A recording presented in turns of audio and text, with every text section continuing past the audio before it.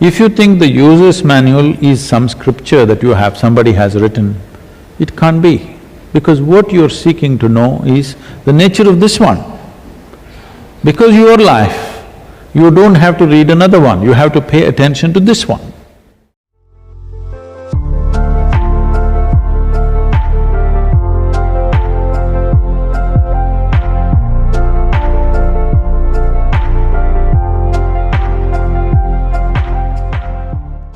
Pranam Sadhguru, you've been saying this for a while and I've been listening to you for a long time. The I is more powerful than the iPhone, yeah? And the iPhone in the box comes with the user's manual. Now that depends whether you are using the iPhone or iPhone is using you up. Yeah, sure. Okay. Depending on that. And you've also said a lot of times that you've not read the user's manual. So where is the human being's user manual? Because the iPhone comes with the user manual in the book, in the box. And how do you find my user manual or the human being's user manual?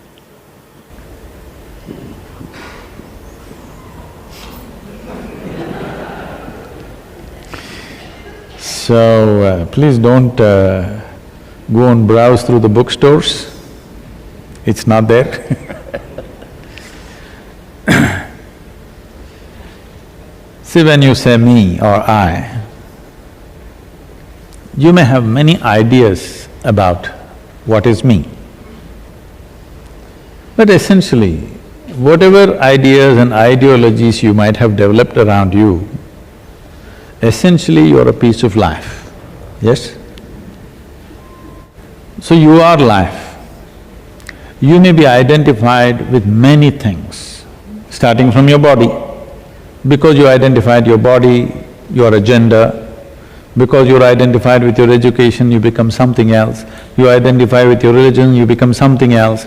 Like this you go on multiplying your identities many different ways. That may be a social requirement. To function in the society, you take on something, that's fine. But fundamentally your life, if you want to know life, if you think the user's manual is some scripture that you have, somebody has written, it can't be, because what you're seeking to know is the nature of this one. Because your life, you don't have to read another one, you have to pay attention to this one. Now you pay attention to everything else, but not enough to this one. When I say paying attention to this one, this is not about standing in front of the mirror and paying attention to this. Really paying attention to something fundamentally this, because even your body you acquired from outside, isn't it? It's the food that you've eaten. What you call as my mind, the content of your body and the content of your mind. This is the food that you've eaten, this is the impressions that you've taken in. But more fundamental than that, you still exist. So, if what you want to know is life and you are life, all you have to do is delve deeper into your experience, and the user's manual is right there. And life is not something that you use, life is something that you allow it to blossom and flourish. You don't have to use this life, there's nothing like that. You just have to allow it to blossom to its fullest possibility. If it blossoms, then it will do the best possible things. See, every life on this planet, whether it is a worm or an insect or a bird or a tree, every one of them is trying to become a full-fledged life, isn't it? A mango tree is not trying to become a coconut tree. I'm sorry to mention mangoes a little early in the season, But a mango tree is aspiring to become a full-fledged mango tree. But we know what is a full-fledged earthworm, we know what is a full-fledged grasshopper, we know what is a full-fledged tree, but we do not know what is a full-fledged human being. Because whatever you become in your life, you will notice that you would want to be something more. If that something more happens, you want to be something more. If that something happens, you want to be something more, yes or no? Wherever you are right now in your life, you still want to be something more. If you really look at this, you will see What you want is a limitless expansion. You're not looking for this much or that much, you're looking for an infinite expansion. If you're looking for an infinite expansion, how do you get there? You're looking for infinite expansion through physical means. This is never going to be fulfilled because physical means it has a defined boundary. The fundamentals of physicality is, it must have a defined boundary. If there is no boundary, you cannot call it physical anymore. Right now, there is something within you longing for an infinite expansion, but you're trying to give it physical means. How you're longing to find expansion is finding expression is. If it finds a very basic physical expression, we call this sexuality. Something that is not you, you want to make that a part of yourself, that's the effort. If it finds an emotional expression, we will call that love, because something that is not you, you're trying to wrap it with your emotions and make it a part of yourself.